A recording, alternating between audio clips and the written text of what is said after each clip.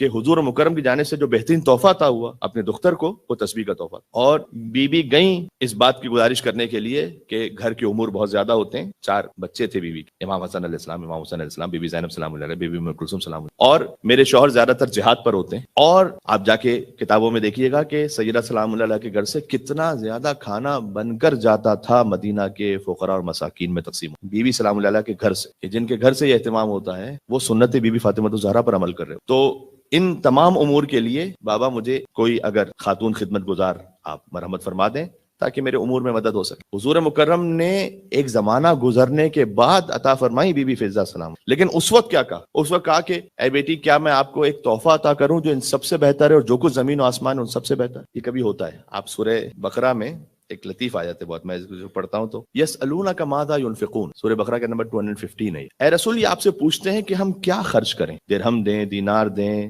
گندم دیں، چاول دیں، کیا دیں انفاق میں؟ تو اللہ کو جواب کیا دینا چاہیے تھا اس سوال کے جواب میں کہ اچھا تم یہ خرچ کرو۔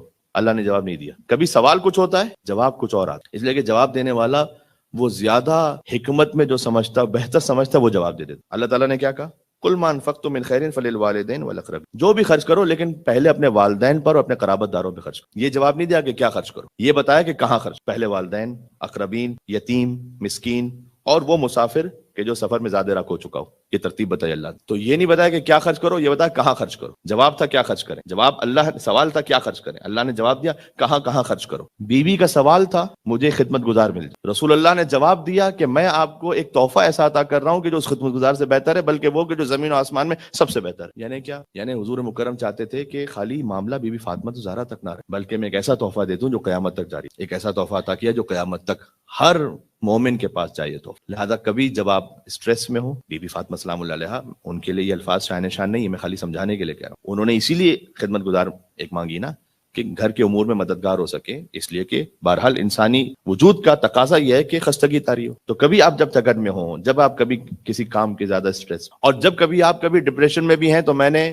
عرض کیا کہ جب آپ ایسی سختی میں جہاں سے کوئی امکان آپ کو نظر نہیں آ رہا، تو حضرت یونس علیہ السلام کا وہاں پر بھی سبحانک انی کنت من الظالمین، تو آپ تسبیح بی بی فاطمہ الزہرا پڑھیں، ایک تحفہ ہے کہ جو حضور مکرم کی جانب سے عطا ہو، اور ہر نماز کے بعد اسے کہا گیا کہ مستحب ہے کہ پڑھا جائے، باقی تفصیل تو آپ جانتے ہیں۔ اور بات کو میں قرآن کی آیت ہی سے سمیٹوں کہ اللہ تعالیٰ نے کہا ہے کہ ہمارے نور کی ایک مثل ہے کہ ہمارا نور ایک طاق ہے جس میں چراغ ہے، چراغ ایک قندیل میں ہے، قندیل روشن ہے ایسے کہ جیسے کوكب دری ہو، یوقد من شجرۃ مبارکۃ زیتونۃ لا شرقیۃ ولا غربیہ یکاد زیتها یضیء ولو لم تمسسه نار، یہ ہمیشہ یہ چراغ روشنی دیتا رہے گا چاہے تم اسے روشن نہ بھی ہونے دو، کیونکہ نور علی نور، اس لیے کہ ایک نور کے اوپر دوسرا نور ہے۔ یہد اللہ لنورہ من یشاء، اللہ جسے چاہتا ہے اپنے نور کی ہدایت کرتا ہے۔ ویضرب اللہ الامثال للناس، اور اللہ انسانوں کے لیے ایسی مثالیں بیان کرتا ہے تاکہ تم سمجھو۔ اس کے بعد اللہ سبحانہ وتعالیٰ نے فوراً کہا یہ نور ہے کہاں پر؟ فی بیوت اذن اللہ ان ترفع ویذکر فیہا اسمہ، یہ نور ہے کو جیسے گھروں میں کہ جن کے ذکر کو بلند کرنے کا اللہ نے حکم دیا ہے۔ ان گھروں کی پہچان کیا ہے پروردگار؟ یسبح لہ فیہا بالغدو والآصال، ان گھروں میں صبح و شام اللہ کی تسبیح پڑھی جاتی ہے، یہ ان گھروں کی پہچان ہے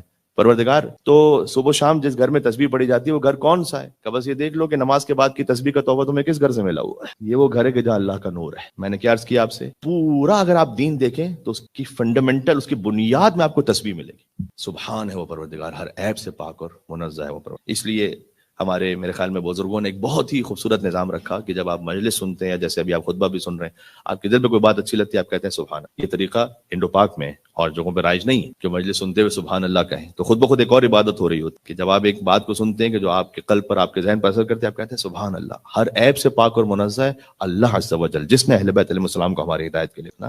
تو اس کی گہرائی میں یہ ہے جو حضرت سلیمان علیہ السلام یہ کہیں کہ جب گزر رہے ہیں ایک مقام سے اور کسی بوڑھے نے دیکھا اور دل میں اس خواہش کا اظہار کیا کہ پروردگار تو نے سلیمان کو اتنا کچھ دیا تو تھوڑا سا مجھے بھی دے دیا ہوتا، تو حضرت سلیمان علیہ السلام وہاں نازل ہوئے اس کے پاس اور کہا کہ اس چیز کی خواہش نہ کر کے جس کی تو لیاقت نہیں رکھتا ہے، اور پھر کہا کہ یہ جو تو دیکھ رہا ہے سلیمان کی حکومت، اگر ایک مرتبہ تو سبحان اللہ کہہ دے تو سلیمان کی پوری حکومت سے بہتر ہے۔ تو خالی یہ ایک لفاظی ہے یا نہیں، حقیقت ہے۔ حقیقت اس لیے ہے کہ سلیمان نے کہا کہ یہ اس لیے بہتر ہے تیرا سبحان اللہ کہنا پورے سلیمان کی حکومت سے کہ ایک دن سلیمان کی حکومت ختم ہو جانے والی ہے، لیکن جو تو نے سبحان اللہ کہا وہ باقی رہ جانے والا ہے۔